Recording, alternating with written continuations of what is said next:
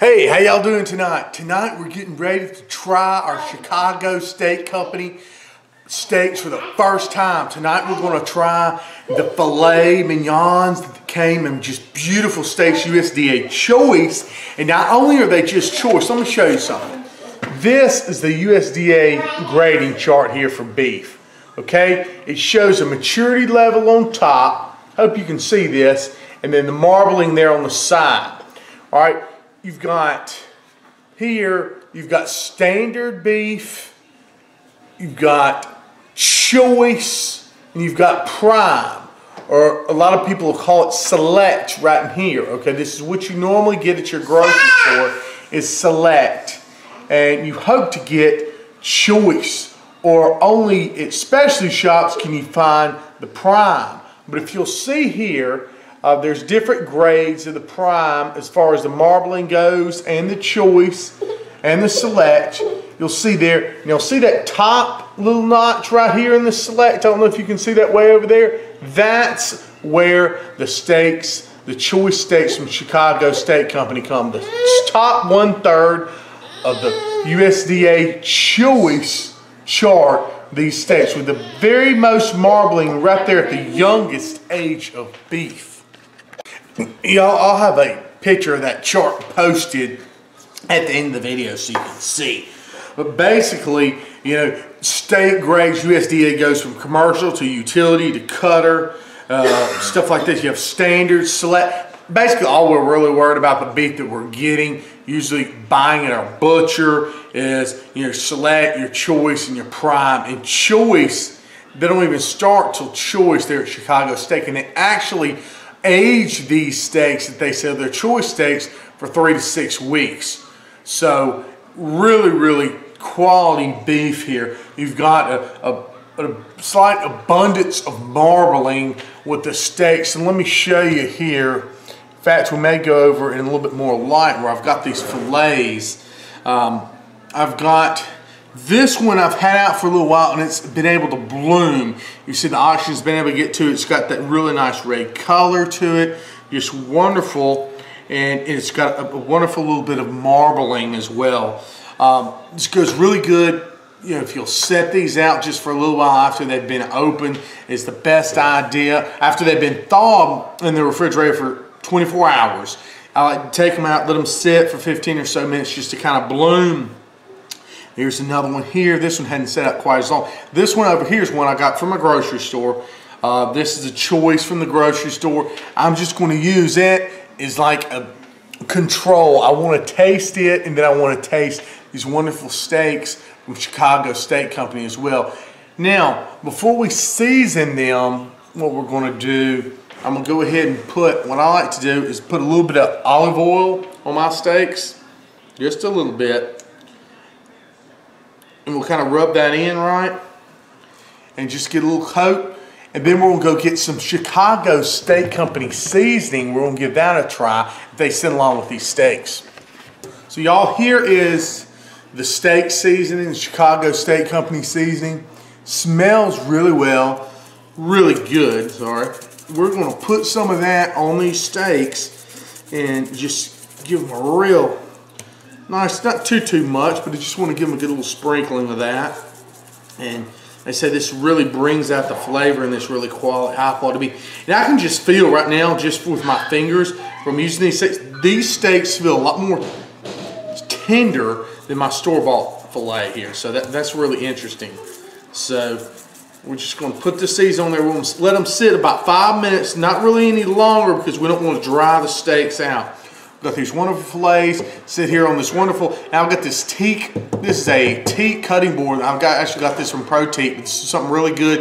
It kind of helps to block out any bacteria with teak. It's antibacterial, so anyway, naturally. But what we'll do is we'll take these steaks off and we'll wash this off with light soap and water, so don't worry about this being an unsanitary surface.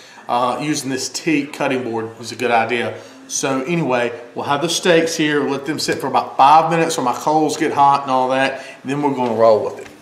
All right, y'all, right here we're getting the grill nice and really hot. We want that really steaming hot grill, like 700-800 degrees, something like that. I mean, just want to sear those steaks. And for me, I like to cook mine on a salt slab. It's one of my favorite ways to cook. So I got my salt slab heating up there. I heated it up slowly. But we'll do some more steaks just directly on the grill. I'll do some, you know, cast iron, show you some different methods. My favorite fillets, I really like that salt slab. And then we'll talk a little bit more to you about the steaks and the way they're graded. They actually grade the steaks, not just the steaks themselves. They grade the whole beef carcass. I'm sorry. Anyway, they grade it when it's after it's been slaughtered, and they hang them up and they have the people come around and they grade it by fat content in the beef, the marbled fat. Okay, so the more, not big clumps of fat and stuff like that on the outside, but the more, the uniformly, the nice little hints of marbled fat you see in the beef is the higher the grade. So like you said, you have your select, your choice, and then your prime are the three that we're really concerned with. And we've got this choice, but it's almost to the point to where it's prime. It's in the top third of choice. It just didn't quite make the prime with that much marbling. So, like I said, the whole carcass is graded. The hung up big giant side of beef is graded, and they break it down into select, to choice, to prime, the USDA, and after it's graded, you can't go back and say, you know, take a little piece and say it's another grade and stuff like that. But what you'll see is a bunch of grocery stores and stuff, they may say premium or a different catchphrase, super beef, or I'm going to think of something else I've seen before. I've seen super premium, or maybe they'll say well, a lot of times they'll use select, but unless it has USDA in front of it, it's not a grade. So when you say USDA select or USDA choice or USDA prime, you know what grade of beef you're getting. And I'll tell you this, if it doesn't say USDA in front of it, you can be just about guaranteed you're getting select or a lesser cut of beef. If it says something else, even if it says, you know, nice grass-fed beef or whatever else, unless it says USDA choice, prime, or select, you're not getting that grade, okay? So don't be fooled by, you know, a unscrupulous meat vendor who tries to disguise his beef as something it's not or something better. But anyway, we got the grill getting hot here. I think it's about hot enough. We'll go ahead and bring these wonderful steaks out. We'll throw them on the grill and get to grilling, y'all. All right, y'all, now that the grill and the salt is hot enough, let's put this wonderful beef on. So let me get you down here where you can kind of see. We'll zoom in somewhat on the salt block, the salt slab, Himalayan salt slab. You notice how it kind of changes color after you cooked on a lot.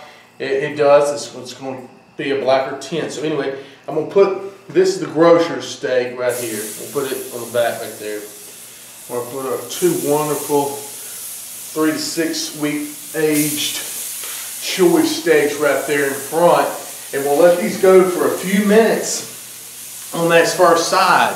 And what I mean by that, I like for them to cook at least about 3 minutes.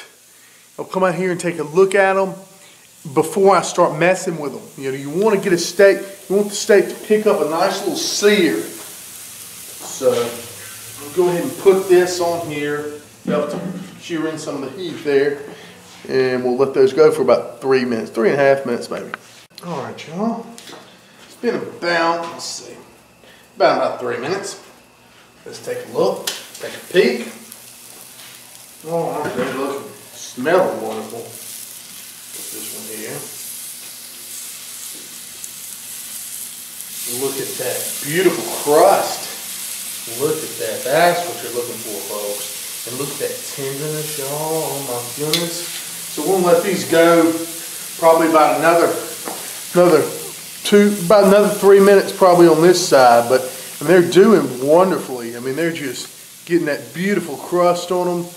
Oh yeah, I mean, these are going to be some wonderful steaks, y'all.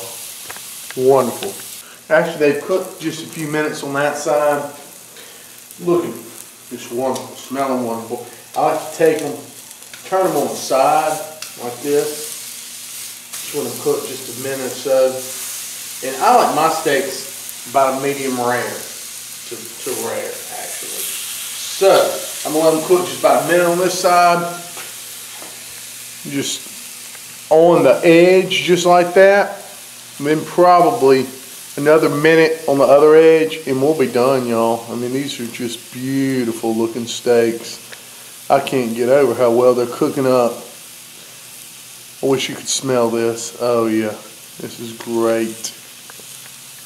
You know, if they've had a chance to cook up on their sides for about a minute each side, I'm gonna go ahead and take these beauties off. I'm gonna let them rest for about 6 minutes or so, and they should be just perfect. All right, y'all, they've been sitting for about 6 minutes now. You always want to let your beef rest after cooking. At least 5 to 6 minutes, y'all.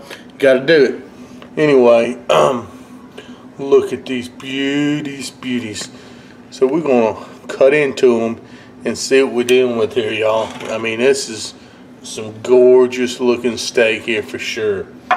Now, this right here is one of my Chicago Steak Company choice, USD choice, dry, well not dry aged, but aged for about 4 to 6 weeks. This is a little fillet here, okay? So we're just going to cut into it and see what this one's like. You know, this is very, very tender. Got beautiful color to it, just perfect little medium rare. Look at that. That's gorgeous. That really is nice right there. Look at that steak. It's a beautiful color. Let me do the little fork test here. Oh yeah, look. That is tender as can be, y'all. So go ahead and try the other one as well. Let's go ahead and we'll set this one over the side. And we'll try the actual grocery store type steak. Let me get a taste of this, I guess. Let's just get a good taste of it and see exactly what we're dealing with here.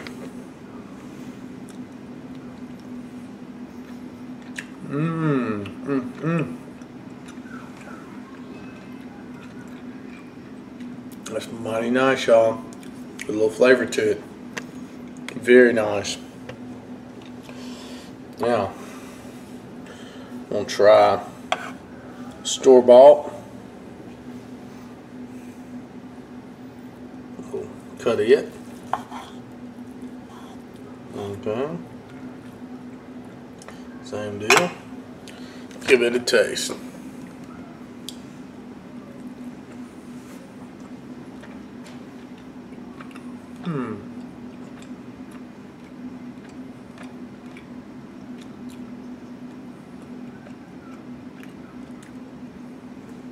It's good, but not nearly as tender as the Chicago Steak Company cut. Let me taste another cut it yet, just to be totally sure, because it's just been a tougher cut. So here's the outside cut of the Chicago Steak Company.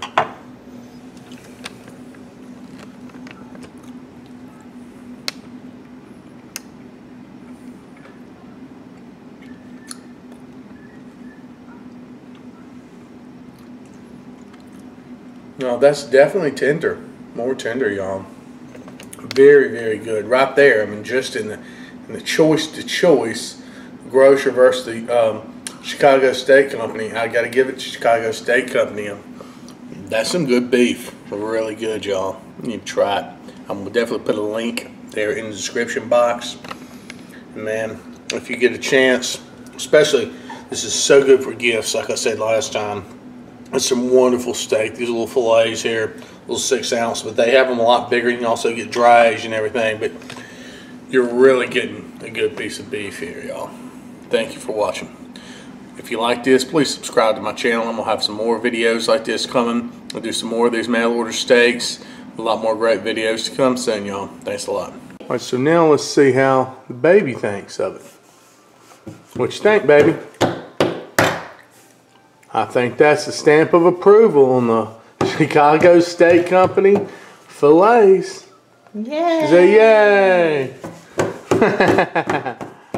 Alright, y'all. Like I said, I'll put a link in the bottom of the page where you can order you some of these fillets, the New York strips, whatever you like, man. They got some great stuff.